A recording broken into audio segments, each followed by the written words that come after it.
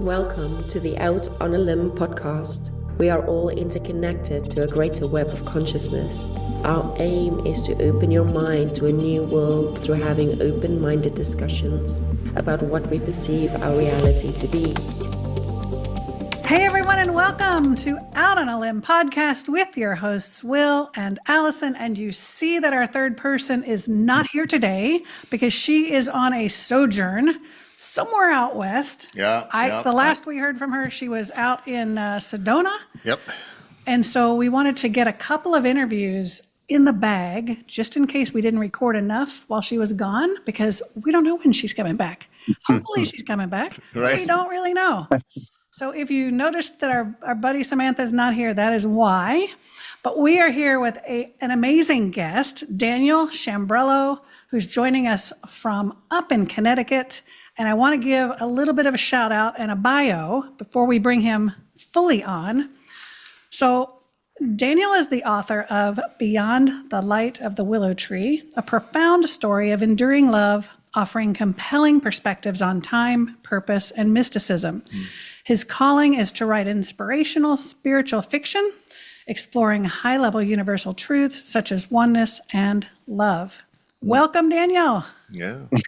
Thank you so much for having me, Allison. Will. It's a pleasure to be here. I hope Samantha comes back. It's probably tempting not to if she's in Sedona, but thanks so much for having me. I'm really excited to be here. Absolutely. We're super excited to have you. And you were brought into our awareness from our friend Kaylee O'Keefe, who we've also recorded a podcast with. So if you haven't watched that, viewers, go back there and find that one because she's fascinating. And so I want to get into that connection with Daniel and Kaylee and how that all came about. But what's interesting about Daniel is you're a fiction writer.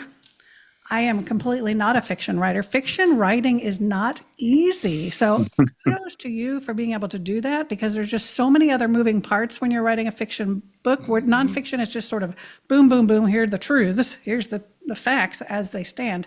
But with fiction, you've got characters and setting, and it all has to jive and make sense, and past and present. And the way that you did it, if I understand correctly, is you're flashing back to a past life and a current life. And so that's even more complicated to make sure that it flows for the reader. So tell me about that process for you. How have you always known that you've just enjoyed writing fiction specifically? How does that work?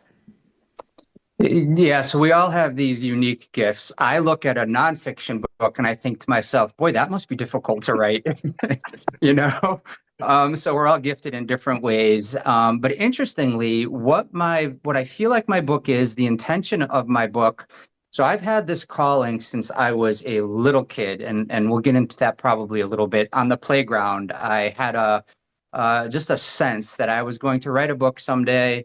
I wanted to make the world a little bit better. I felt like I had been blessed with some gifts that would allow me to do that. And the vision always was, even though when I was, on the playground at 7, 8 years old, I probably didn't really know what fiction was and nonfiction was. But I did know the difference between something that was true and actual and factual and something that was a story. Mm-hmm. And I always knew that the format, so to speak, would be share truth, factual truth, universal law through storytelling. So that's always been the vision and the dream. But I had other journeying that I wanted to do. I wanted to experience life. I wanted to have a family. I wanted to have a career. There were things I wanted to do. I wanted to coach my kids baseball. So the writing was on the back burner. Did all those things, romantic relationships, all the good stuff that, is available to us here. And then as my kids started to get older, and they didn't need me, especially when they started to get their driver's licenses, and they didn't really need me as much. And so I thought to myself, geez, I have some time really now for the first time in my whole life. Maybe it's time to circle back to writing. And really, I was dating a woman at the time. I've been divorced for a very long time. The kids, all 3 of my kids, I have 3 amazing kids. They're grown now. My oldest is 24. My daughter will be 23 in a couple of weeks, and my youngest is 19. So I was dating a woman who had done some writing and was in the publishing industry, and I was telling her about my idea and my story, and I liked to write when I was a kid. And she finally gave me the nudge, and she said, "Just start writing something." And I did, and 8+ years later, here I am talking with you about it. Wow. I love that. Yeah. Your children are about as old as ours, roughly. And you're right. It is kind of like a whole new world opens up for you at that time. It's like, what am I going to do with myself? And I think a lot of people have a midlife crisis. And a lot of people then find themselves like you did, which is awesome. One of the things that I noticed when I was reading a more detailed bio on your website is that it seems like the bug really hit in 6th grade for you, you said? And that's right. funny because in middle school, I still remember Mabel had not. My middle school English teacher, I think it was 8th grade, 7th or 8th grade, diagramming sentences on the board and just knowing in middle school that I was going to write a book. I just knew I was going to be an author, similar to you. So it's sort of this thing that you come into the life with, this ping, this urge, this desire. So I think that's so cool how it often pops up in middle school. Tell me a little bit more about the subject matter. Don't tell me how you started wanting to explore past lives per se yet, but tell me what the book is about in a nutshell. Sure. So there are 2 timelines. There's a modern day timeline set in North Carolina, and there is an ancient Rome timeline. And how that came to be is an interesting story. I think we'll get to that probably too. So the idea was I wanted to try to demonstrate a whole bunch of universal truths, things I've gathered through my life, through Christianity, through Buddhism, through pantheism, through Taoism, through everything.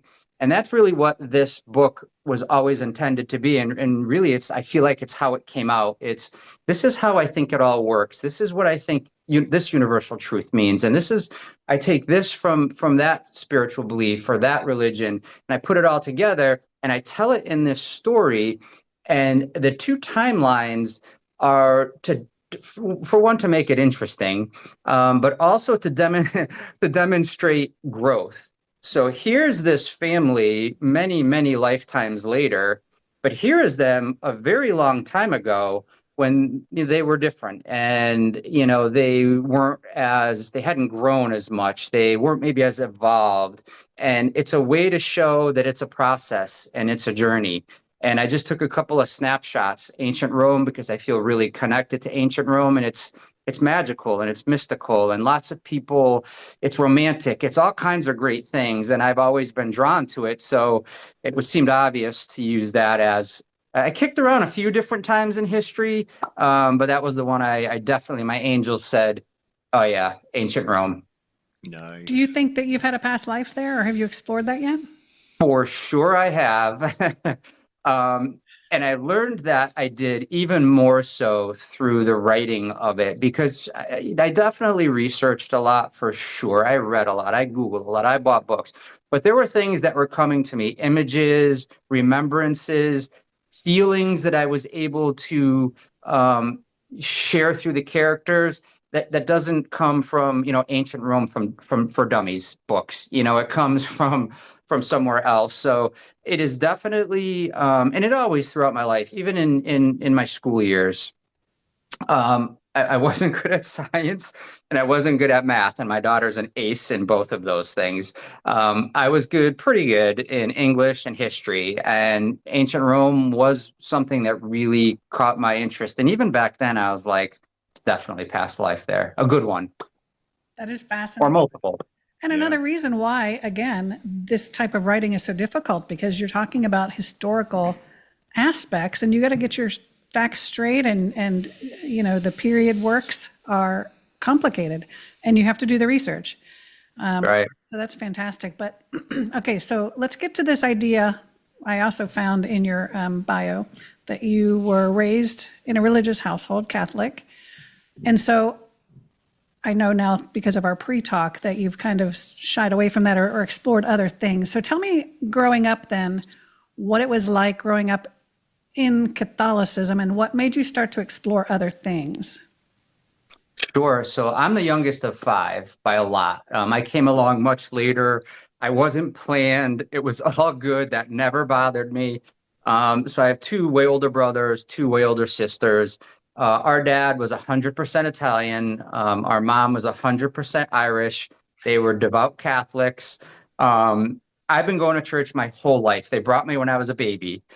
My uncle was a priest. Back then, I was born in 1971. So the 70s, probably more so the 70s, but maybe even a little bit into the early 80s. My parents used to have the priests over for dinner. So I was just around Catholicism. So it was a blessing. I honored it then. But as I started to really got a little bit older and would go to church with my parents and listen to the sermons and the other things, I was just like, totally honor it, but I don't think that's how that goes, or that's how that goes. And I'm pretty sure that's not true. But I never resisted it. And I never felt like, oh man, this, you can't tell people this stuff. I just felt like this seems to be what some number of people are ready for or need to hear. So I just was, even back then, just sifting and sorting. And so I made my sacraments. My kids made their sacraments. Much of my family is still, Catholic and in the Catholic Church. But many, many, many years ago as a kid, I just decided, I think I'm going to find my own way. I think I'm going to try to understand, because as I talked about in a previous interview, that group thinks they're right, and that group thinks they're right, and that group thinks their text is right, and their text is not, and so on and so forth, right? And either we're all right to some degree, or nobody's really right, but it can't be just one group has it right. And even as a kid, I understood that on some level, and that really started the journey and the exploration.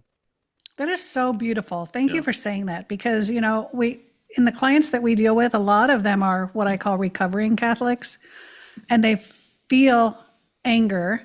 They don't want anything to do with Jesus, Mother Mary, any of the saints, any of that anymore. And so as they drop that paradigm and start understanding life in the greater spiritual aspect, they'll encounter spirit guides. And if Jesus happens to pop up in a session, or Mother Mary, like when they come to us for channeling, right, kind of put off, and they're angry, and they're like, what the hell are you doing in my session? I don't want to do with you, right? So the fact that you're so gracious about and having such an expansive understanding of it very early on, in that this is okay. Some people need this, or they wanted this experience for whatever reason, but it's not what I understand to be the be all end all, and I'm going to explore. That's such a beautiful way to describe it. Thank you for that. You just gave me goosebumps as you explained that to me. That's something I never really thought of, people that were raised, and it could be any religion. We're talking about Catholicism, and that's what I can relate to.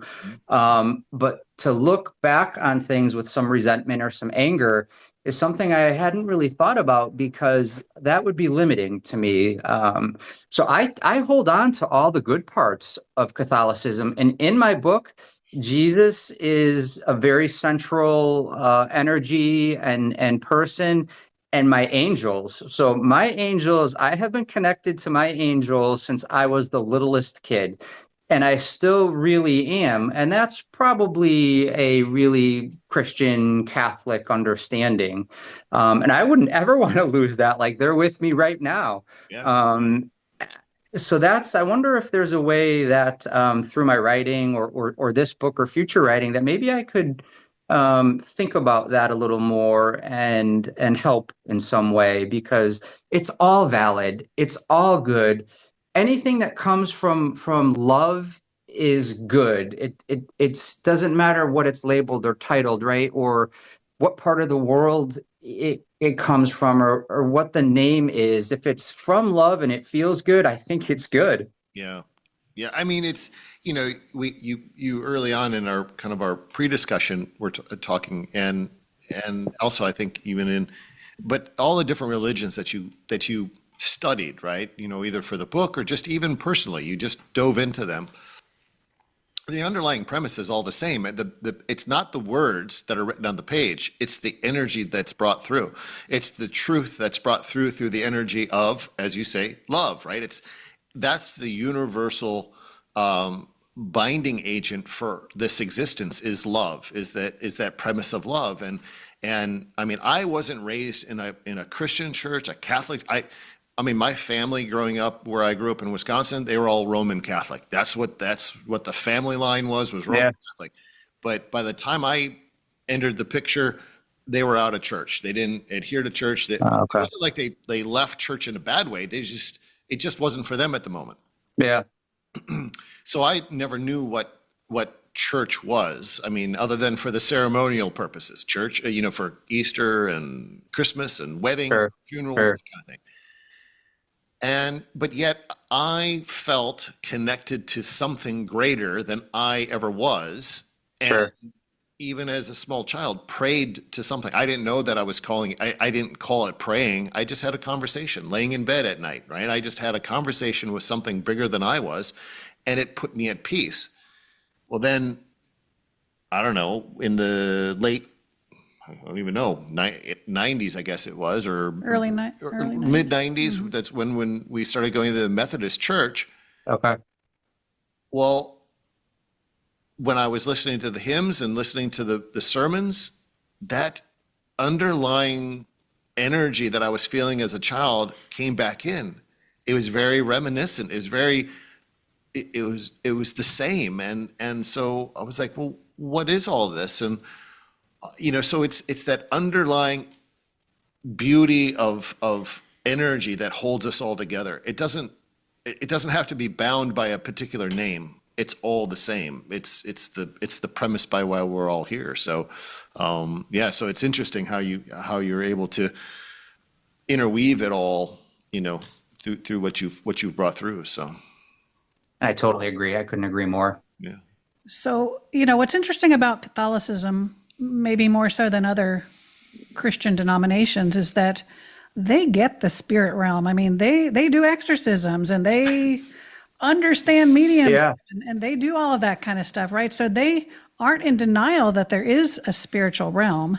Right. They don't want us to do it. They want an intermediary or somebody else to do it, right? So what are your family members who are still engrossed in the Catholic Church? What do they think about this idea of past lives and your whole, all your writings?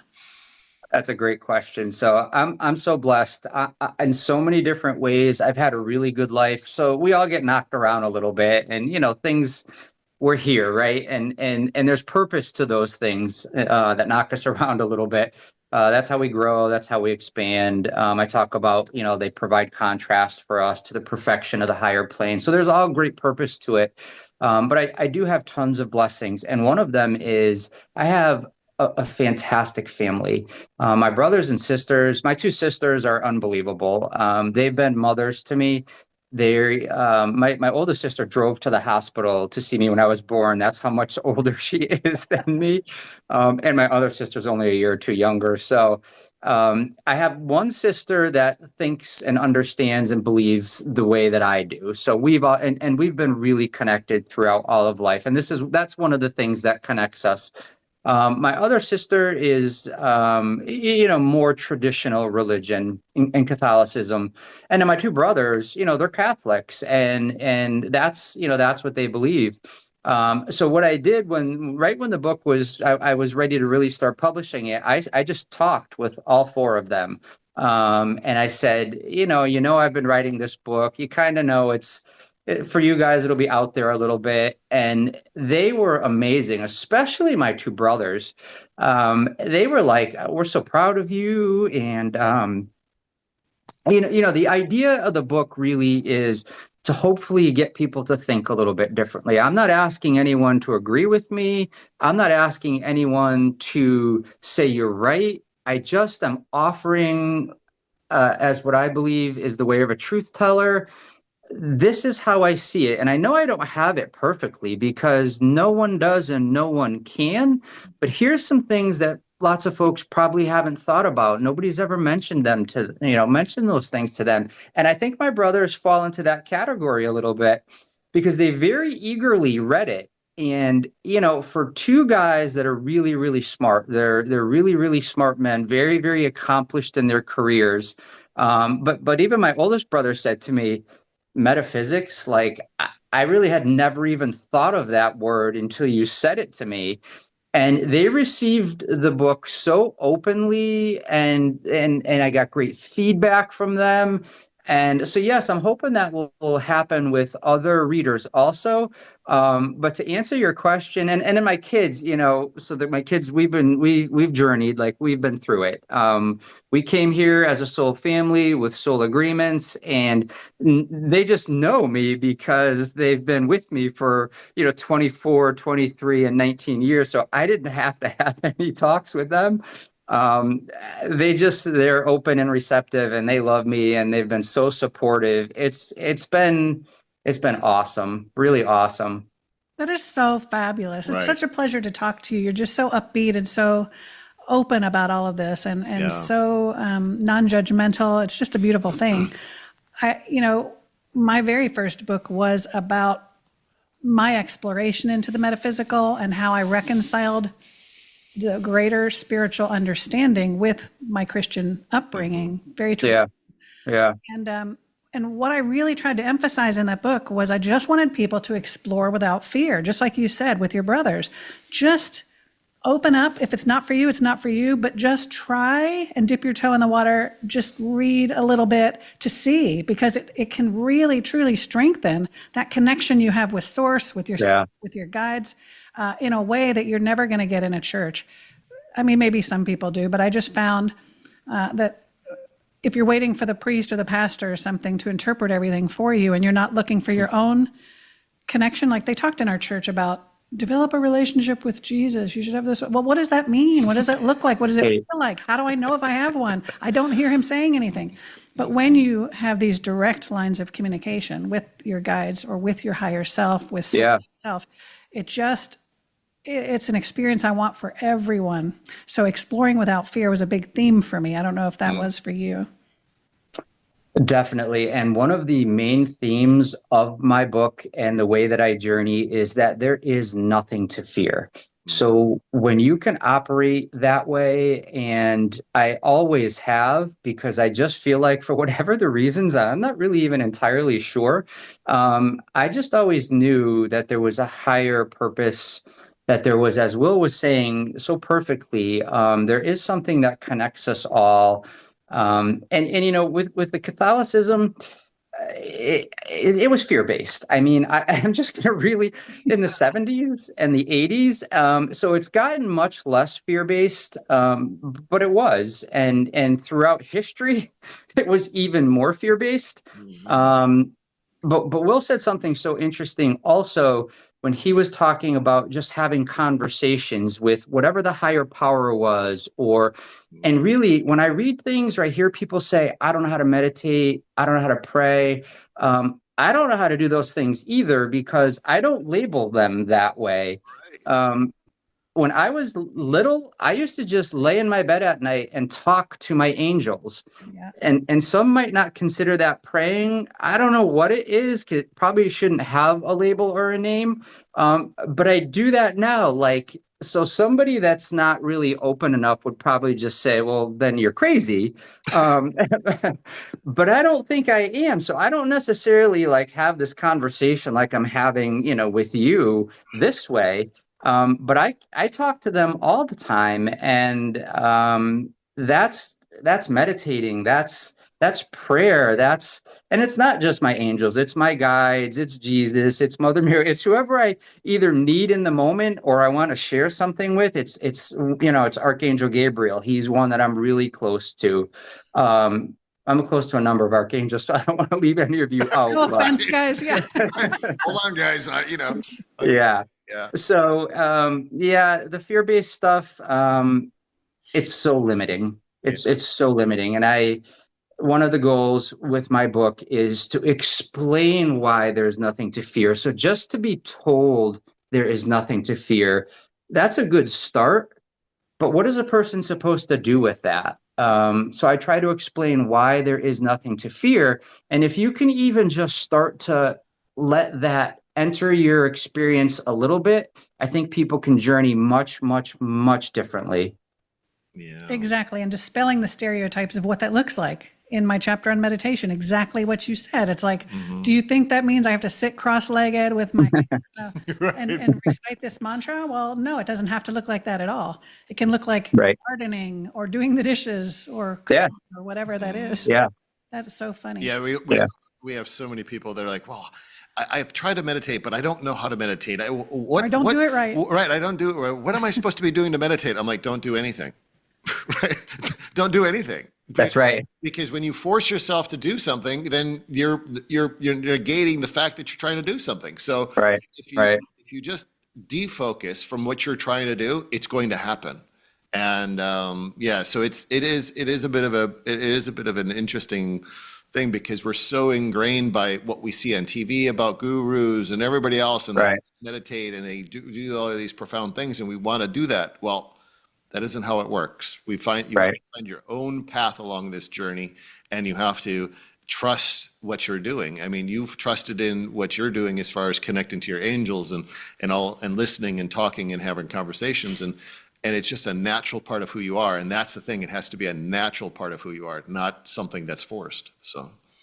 Agreed. I love that. And the whole thing about Gabriel, that's funny. It reminded me of when we were up in Maryland with our friend Judy and went to this, it was not a church or some sort of, not a monastery, something other than just a regular church. Oh, right. Well, I forget what it was called. It was a Catholic something, or a grotto. Grotto. That's what it was. Anyway, as you walk through the grotto grounds, there's a statue of Michael. Well, they had a lot of the archangels as statues. Okay. Well, everybody was crowded around the Michael one, trying to take pictures and selfies and all that stuff with Michael, right? So it was just funny. So after we left and we did a channeling a little bit later than that, and I called in Archangel Michael to chat, and I said, how does it feel to be like the rock star Archangel? And he's like, we're all the same. He was just very neutral about the whole thing. And it was just, they're fun to joke with too. We don't have to come in this reverent aspect. They want us to understand. I don't know if you've come across this concept, but they want us to understand that we are like them. We are equal to them. They don't want us prostrate. They want us to come on equal grounds, because in the energetic, we are equal. We just chose to bring that energy into a human body at this time. So what do you think about that? I think perfectly said. And especially, so Archangel Gabriel, that's my buddy. Like, he's hysterical.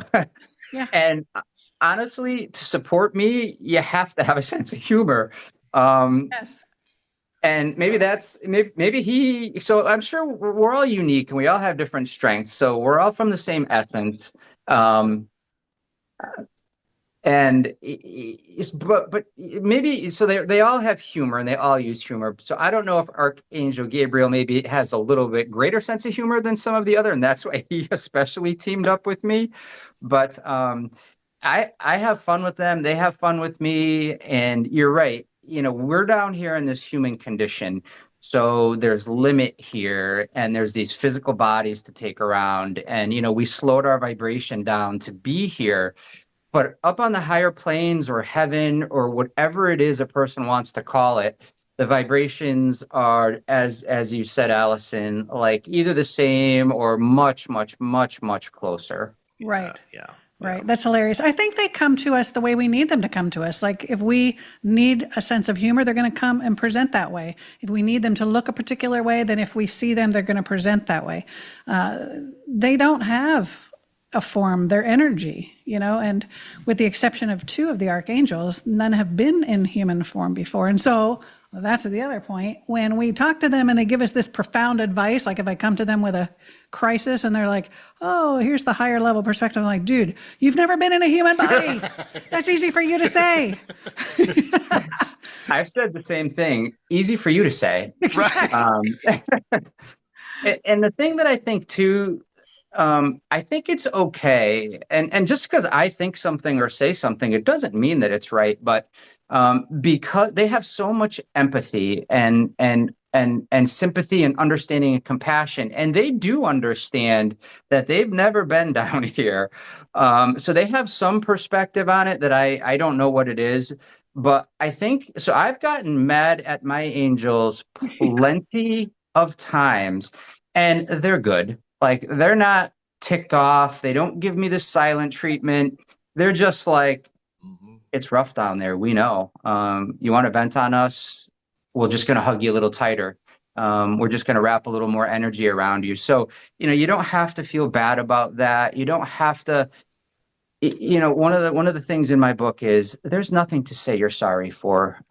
You're doing your best.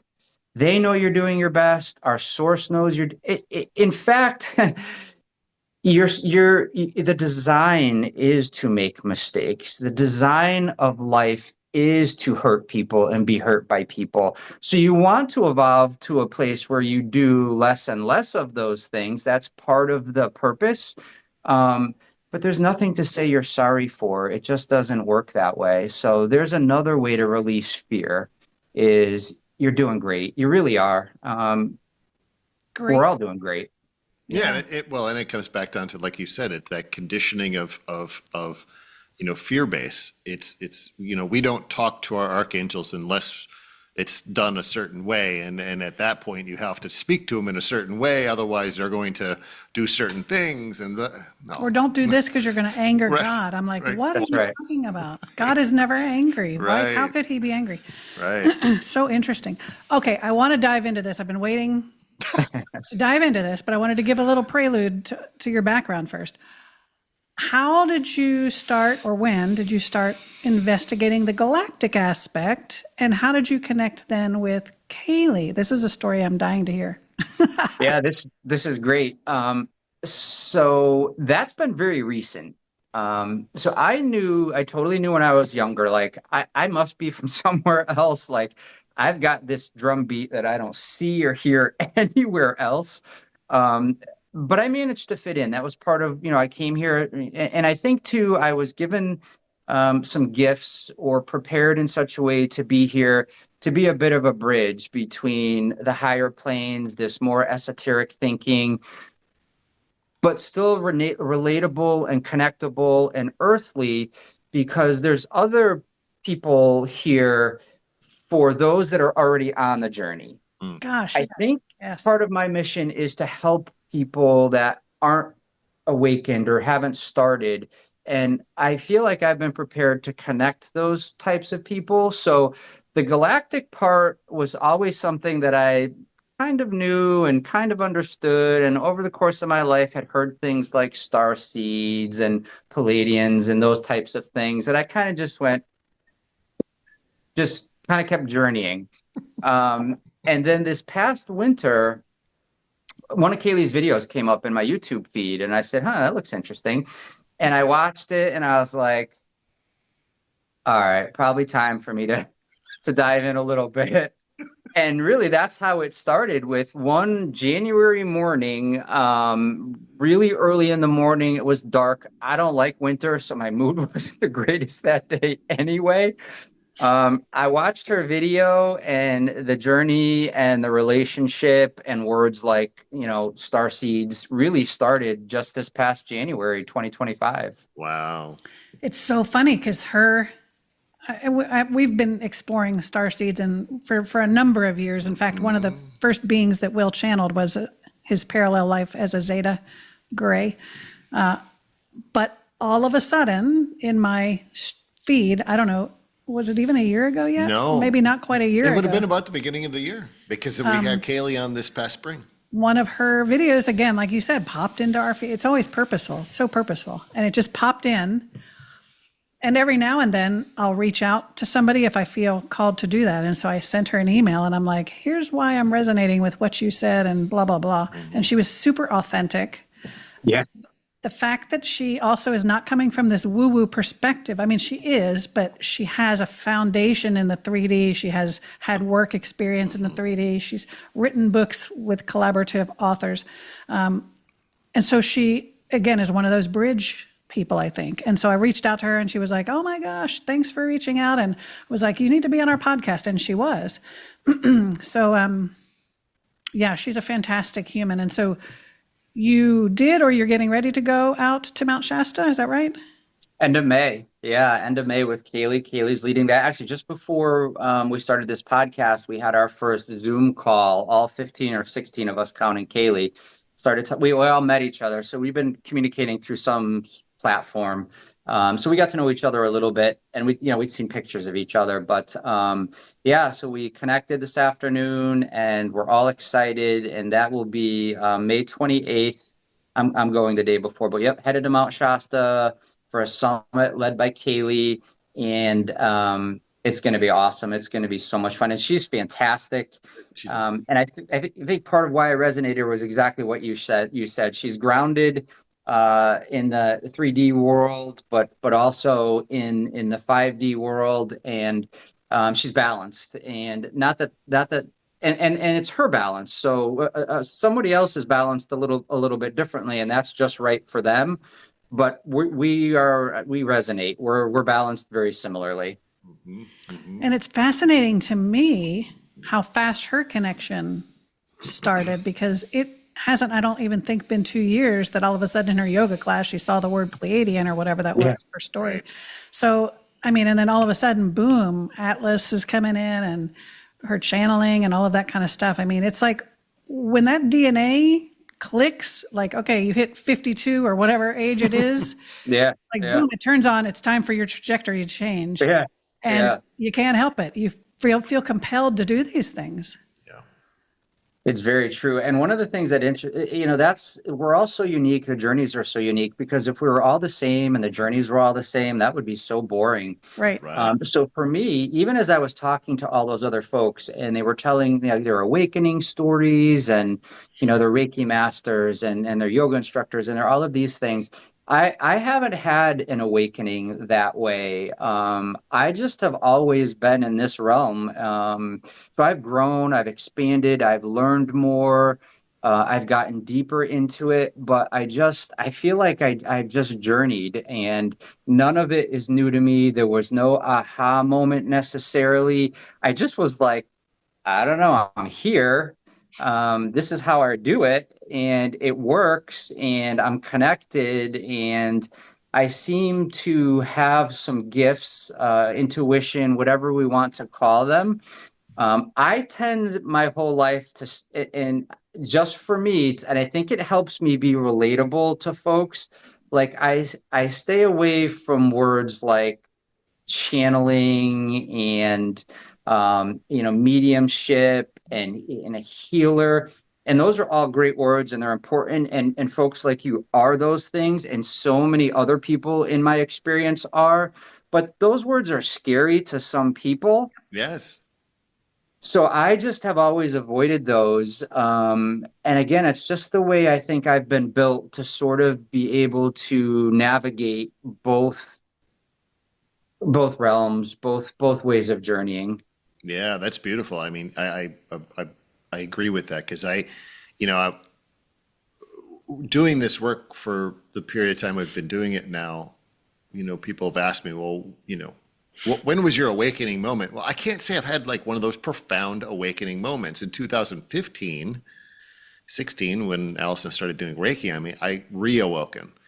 I believe, again, talking about childhood, similar to yourself, I was already open. I just didn't know what it was. I was already awakened. Mm-hmm. I just really couldn't say that I was awakened, because I didn't have a community to talk to about it. And if I did, if I would have talked to my mother about it, or anybody else, somebody in school, who knows where I'd be, right?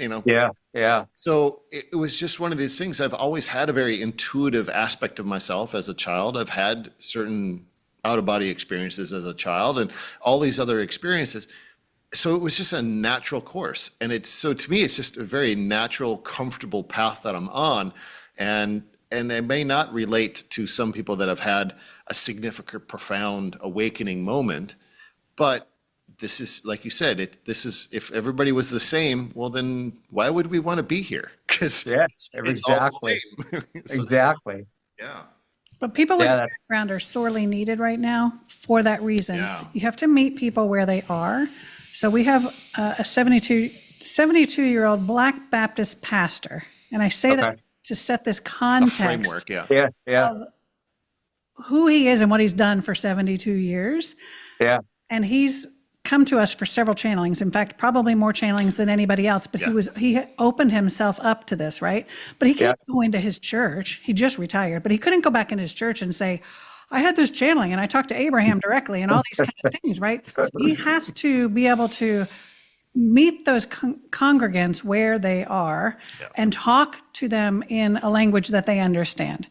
And by the same token, my job, my role, I think, is to help people bridge the language barrier, because what I understood from coming out of the Christian church is that what I called Christian contemplation is meditation. What I called speaking in tongues is channeling.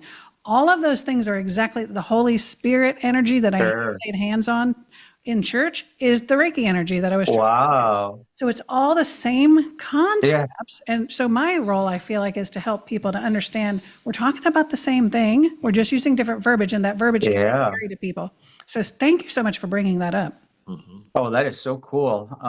There's your gift, and that's one of your purposes is that language. I'd never even really made the connection to those words. So here I am growing and expanding, and this is one of the cool things I'm learning. So I knew I would grow and expand and learn more about myself and learn more about how things work as I wrote the book. I knew that was going to happen. That's just obvious. It happened greater than I thought, but I knew that was going to happen. But what I really didn't realize was how much I would continue to grow and expand, and how much I would begin understanding my writing journey more as I had these types of conversations. Mm-hmm. Isn't it amazing? It's just I don't know. It's just a beautiful unfoldment is how I describe it.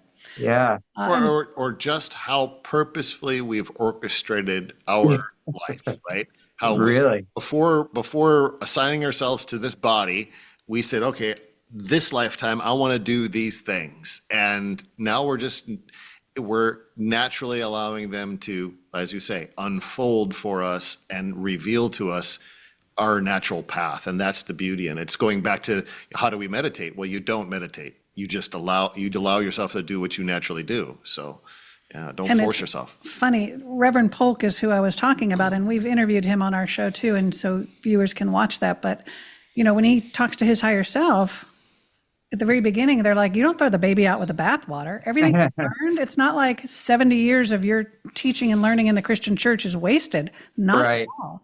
Right. So it's just such a beautiful thing, and it means that we don't have to judge anybody else's journey, like you said. Right. We just accept everybody for who they are and what they wanted to experience in this life, whether it's a religious framework or not. Yeah. Yeah. Well, I'm going to watch that podcast for sure, because kudos to him, because I don't think that's an easy thing to do. Right. Is be that bridge and be able to discern between, what are the folks that I'm responsible for, who I'm leading, or who are looking up to me? What are they ready for? And how can I disseminate the ideas, the messages? It's so interesting. So synchronicities, that's one of the things I bet both of you love, the synchronicities in life. So this is a serious synchronicity. So there is a character in my book. It's more of a little bit of an ancillary character, but it's a character that's important, that is very similar and serving a very similar purpose and walking that same line as the pastor. What was the pastor's name? Reverend Polk. Yes. So that's pretty cool that there's a character in my book with a similar purpose and navigating a very important and similar path. Yeah. That is so cool. So let's get back to the galactics. Do you feel like you have a Pleiadian connection? Have you ever explored that? What do you think? Yeah, well, once it came into my experience, and because I can be stubborn too. It is, I think as I've gotten older, I've actually gotten less stubborn, which maybe typically it goes the other way. But I can be stubborn. And once Kaylee introduced me, and once I basically was like, all right, instantly it felt like I'm a Pleiadian. That's what resonated, and it felt like they just said, it's okay, like you can acknowledge it, you're fine. So I just feel definitively that that's where I came from, or my essence or my nature. Yeah. Very cool. You don't happen to drive a Subaru, do you? No, I know. I've never had a Subaru. Just if you're not aware, but the symbol on the back of the Subaru, the little star symbol, that's the Seven Sisters. That's the Pleiadian star system. I was not familiar with that. Yeah. Yeah. So We were there's, actually in Vegas not too long ago, and Yeah. we stopped at a stoplight, and the car in front of us said Pleiade. right. I was like, what? license plate. Seriously? Yeah. Come on. Is that purposeful on Subaru's part? The founder of Subaru, whoever I that is? don't- I wonder. I don't know. It wonder. it very well might be. It maybe not so much the Palladian connection, but using the star system or the star cluster symbol. Okay. Yeah, I'm sure there's some. Very cool. So Very cool. So one of the things I wanted to ask you, you wrote that a friend gave you a book by a spiritual teacher, and that's what kind of sparked this whole thing. Who was that, and when was that? Who was your friend? Who was the spiritual teacher whose book you got, and when did that happen? I'm so happy you asked that, because Will had also said something earlier, and then we went off in a different direction. So there was 2007-ish. So that's when I got divorced in 2007. And anyone that's ever been divorced, it's rough. It really doesn't matter the circumstances. It affects everyone. And the bigger your family, the bigger your friend circle, for you and your spouse, the harder it is. So, but everything, it works out exactly how it was supposed to be. I've had such a blessed life with just my 3 kids all these years. I never got remarried. But those were hard days, and, I had to take another job within the company that I was working for. But my spouse, she was a stay-at-home mom. So I worked a lot, and, I was the sole provider, and that was my role. But then when we got divorced and we shared custody or parenting time 50-50, I needed a different job. I needed a job that was less hours, a little less demanding. So I changed jobs, moved to another building, and I met a new friend, and his name was Henry. And where it ties in with what Will said before was, up to that point, I had never really had anybody where I could just have conversations like this with. And so now I meet Henry, and he's just like this. And we were just like, it was divine providence for sure. So I was finally able to talk about these things. And so as we got to know each other a little bit, and he'd been divorced, we had all of these things in common. His kids are a little bit older than mine, but nevertheless. So we were talking about our experiences and what we believe and all these things. And one morning, because he's a unique guy, I just saw him yesterday at a retirement party. He's been retired for a bit, but he's got his own drumbeat, and he's definitely a different kind of cat. So he walks in one morning, and he doesn't say good morning or anything. He just goes, "You're ready." And he's got a book in his hand, and he's got a couple of sheets of paper. That's funny. And so I go, "Oh, Henry, thanks so much." And I look, and it was a copy of a Wayne Dyer article, and it was Henry's own, pretty worn copy of Neil Donald Walsh's Conversations with God. Yes. Yep. That's what I was wondering if you would say. Yep. Yep. Oh my gosh, that's so exciting, because that we- was the book that woke me up. I was going to say, I think we keep like 4 copies of that on the bookshelf just To to, give just to people. hand out Yeah. to people. Yeah. Yeah. That's funny. For me, it was probably, when did we meet? 1998? 99, 2000. Must have been. No, 80. We met in 89. 80. Good Lord. Sorry. So it was in the 90s at some point. Yeah, the 90s, before 2000, I think. Yeah. Before. Yeah. I'm an educator, and so I was sitting in the hallway during testing season, being a hall monitor, and I guess I was permitted to read. I don't remember now, but anyway, so I was reading that book, and at that time I was immersed in the Christian church. And I'm reading this book going, yes, everything. I was just nodding and nodding. Yeah. Yes, this makes sense. This is what I thought all along. I just couldn't put it into words. It was just so profound. It was exactly you. Those were really the same words. So that night, I had my kids, and it was homework, and it was showers, and it was all those things. It was bedtime stories for my youngest. But I was so anxious to open it up, because I wasn't really sure. I'd never heard of them. Henry told me a little bit after what it was, and so the kids are in bed. It's pretty late. I think it was like 11:30 at night. It was pretty late. So I get in bed and I start reading it, and I didn't really get too far. I don't know if I was 15 pages, 20 pages, 30 pages, but I closed it and I looked up and I said, I knew it. I knew it. I knew this is how it all worked. And it was just so cool. And I was like, I'm going to keep reading. And definitely, it helped me expand and it helped me grow. And I mean, I learned a lot, but there was nothing in there that I wasn't like, yep, yep, yep, yep, yep, yep, and yep. But reading it just with that recognition, just with that confirmation, Yeah. against all of the other things that the world tries to tell you and everybody's Right. programming tries to tell you, to be able to read that, it was just so refreshing, and just you could relax into the words, I felt. So So true. comforting, yes. He's been a blessing. He's been a blessing to so many. Like, what a total gift.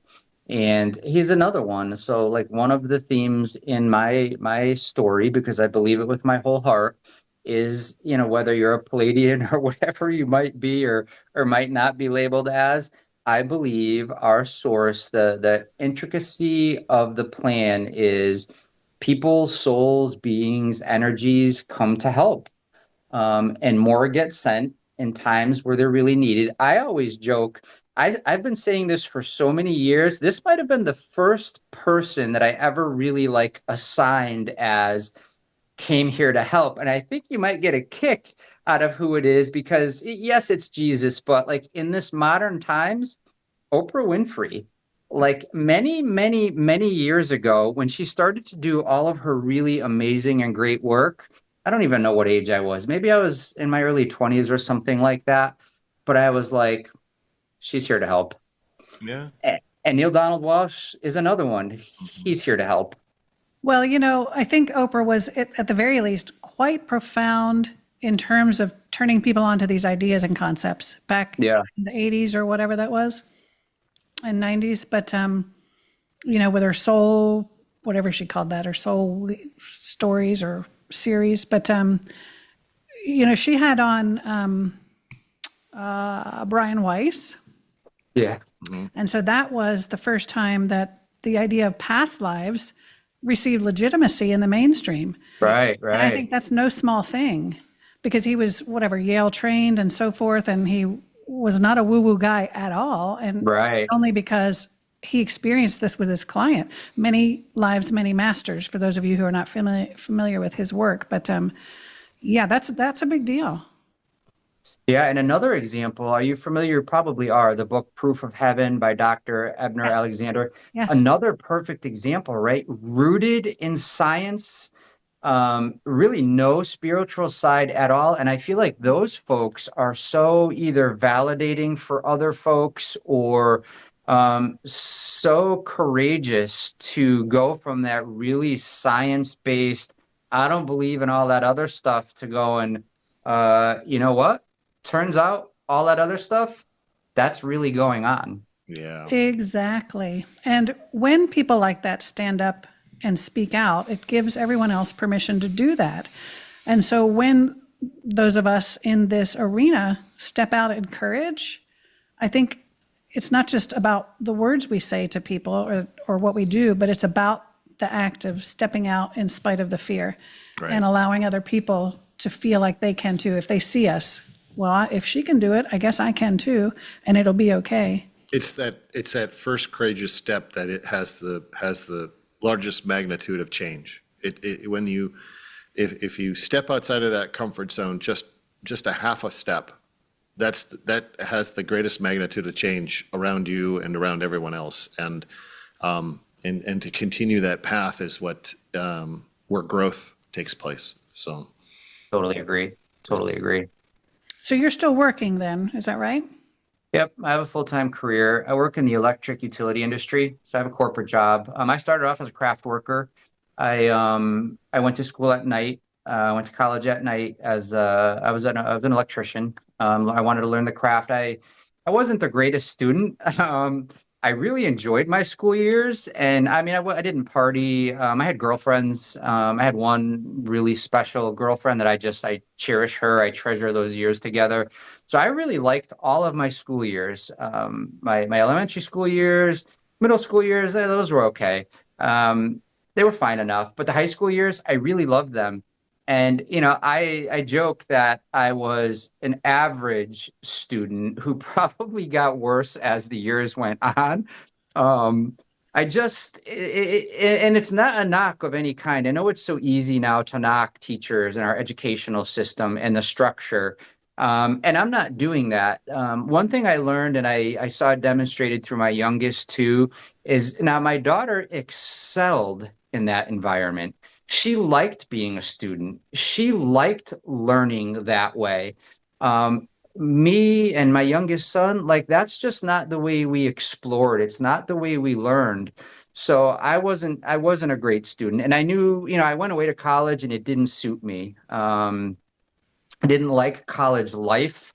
Um, it just wasn't resonating with me. So I decided to learn a craft and go to school at night. So I was an electrician for 9 years or so, and then I was fortunate and blessed. One of the greatest blessings of my whole life was to get hired into our largest electric utility in the Northeast. And I've been in a leadership role really ever since then. So yeah, I still have that role. Total blessing. Everything that my kids and I have, everywhere we've gone, every adventure, everything we've done has been a result of me working there and working there really hard. And I've got so many great relationships that I really cherish. Henry came into my experience. We joke that we said a long, long, long time ago, hey, I'll meet you at XYZ. you know? We do the same thing, and we think back. We're like, next time, let's not wait so long. Let's Right. meet earlier. Exactly. Well, I guess I posed the question in a form of a kind of a statement for myself is after leaving my military service, I entered into the corporate world and more so the tech startup world of things, and I was in an incubator space of other entrepreneurs, and one of the most successful government contracting agencies that was in that building was right across the hall from us. Knew of the guy, didn't know much about him, but knew of him. He was successful. And it was about maybe a year or so I was in that job. We would teach Reiki classes. Well, we had a young lady come to the class and she said her last name, and I'm like, wait a minute. I said, is your husband so-and-so? And she said, oh yeah, he owns this company that's down in Charleston. I'm like, are you kidding me? So I go in and he is the one that got her into coming to the Reiki class. He's the one that's got her on the spiritual path. He's the one that, introduced her to shamans and everything else.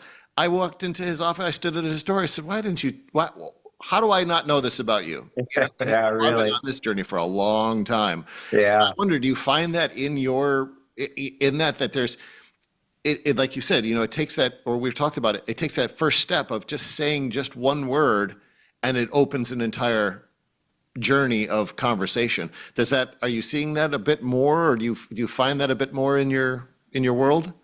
Yeah, so that's very cool. That's a cool story. So yes, I am, and I guess I'm not actually sure if my book has only been released for a few weeks. April 20th, Easter. I had the daughter of one of my very best friends. I was trying to figure out, when am I going to release this? And she kind of looked at me and she goes, Easter? And I was like, perfect. So it hasn't really been out that long. So I haven't really been having these completely open conversations. But as an example related to, I think, Will, what you're saying, at work, I only had these types of conversations one-to-one with people that I could tell were coming to me ready to hear something, which was not a lot of folks in that setting, but it was over the years, they trickled through. Yeah. But once my book was going to be released, I started to tell coworkers and friends at work. So now I'm having these conversations more openly. So I think maybe I will see that more as time goes on. But part of my journey and part of the way I think I was prepared was my whole life, people seem to come to me when they are ready for that, as you described it, that first step. Yeah. And I seem to be able to sense when they're there for that. And I love that. That's a total honor and a total blessing. Like, I am so thankful that I was given that gift or prepared in that way, because like that's a pretty big deal. And it's an honor to be able to help that way. Yeah, we feel kind of the same way. We've been told that through our channelings and other things, is that we're for the seeker that's just starting out on their journey, and they may come to us for just that one session, and that's enough to propel them into a whole nother realm, and they may never come back to you. And we're completely fine with that. I mean, sure, repeat is great, but we want to help them pack their bags for their next set of their journeys, right? And get them the tool sets and get them the knowledge and get them the understanding so they can really be successful moving forward. And that's and from probably you being in the corporate leadership world, myself in the military leadership world, really that's what we're here to do, is to make the world a better place by helping those that are coming up on the journey and preparing them, whether it's spiritually or whether it's business or 3D, if you want to call it that. So Totally agree. Definitely. I know I was placed in that corporate setting because that's really not my vibration. Like, I don't fit in great there. I've worked hard to fit in there because, again, I wanna go to work and talk to people, and I want to have friends, and I want to talk about football and things that are relatable. But I have felt like I was always, well, I know I was always, it was part of my soul agreement, my soul's plan was to end up there.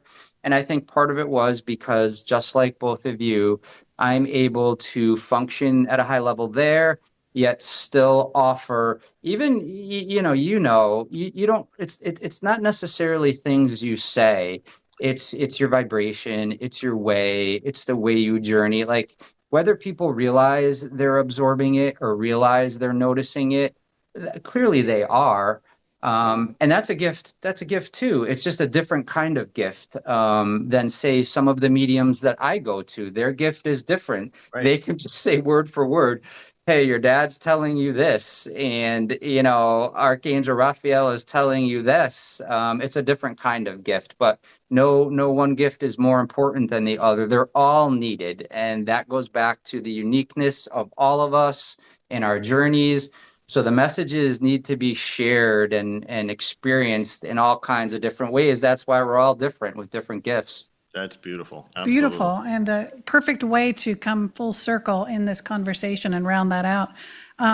Tell everybody, Daniel, how they can find your book now. Where is it available? Sure. Thank you so much. So Beyond the Light of the Willow Tree, I'm very proud of it. My whole heart is in it. Is it perfect? I'm sure that it's not. Again, is every single thing in there exactly how it works? It is not, because no one can possibly know that. But my whole heart is in it. It's always been about trying to help, trying to make the world a little bit better.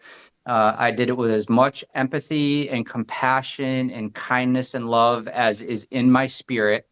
So it is available. It's available online anywhere that books are sold, in hardcover, ebook. Audiobook will be available in the next few days. And that was a really cool journey that I took. So folks that like audiobooks, I think they might really enjoy hearing the two timelines and the way that we did those. So hardcover, paperback, ebook, audiobook, anywhere that books are sold online. Awesome. And you have a new ebook coming out soon too, right? I'm working on a number. So I'm working on my next book, which I haven't really been able to spend too much time on, because between the production end of getting this book up and running and now marketing kind of stuff. So I don't have, the only book I have right now is Beyond the Light of the Willow Tree, but I look forward to starting. I've started the next one. It's like the prequel to this one. But right now it's kind of in my laptop, just sitting there. And you have a website if people want to learn more. I do. Daniel Chambrello, Writing.com. Cool. And my Instagram, so if I could just tell you really quickly, it's so funny. So this is my first social media account ever.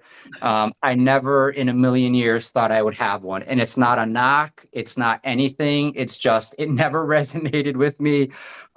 So my kids and the neighborhood kids and their friends, I used to always say, I'm always careful with my words. I never say never. Right. So with social media, I never said I would never have one. What I always said was, I cannot fathom a scenario where I will have a social media account. Yeah. Well, here I am. Right. And I have Instagram. So it's at Daniel Chambrello Writing is my Instagram account. Awesome. I'll put that in the show notes. And yeah, that's funny because I always said I will never have TikTok. She's on. I was finally badgered. Only because I ventured into the TikTok pond and started putting some of my channelings up there. And I said, well, she's like, well, what'd you put up there? I said, I don't know. Why don't you get TikTok to find out? That's awesome. Watch his stuff. Yeah. Right. That was crazy. But gosh, what a pleasure it was to meet you and chat with you. And I hope all of our viewers will go check your book out. I look forward to my copy, which should be in the mail by Monday. I'm hoping will be to us it should on be here Monday. Tomorrow. Yeah. And I look forward to keeping in touch with you, and let's keep sharing, because this was just a beautiful conversation. You have a beautiful heart. Yeah. Thank you so much for joining us. Yeah. Thank you so much. Totally joyful experience. Thank you again for having me. It was so much fun, and I look forward to continuing the relationship. Thank you both. Absolutely. And thanks to all of you for spending your time with us here on Out on a Limb podcast. Hit that thumbs up, share away, hit the notification bell, do all the things, and we will see you next time. See y'all.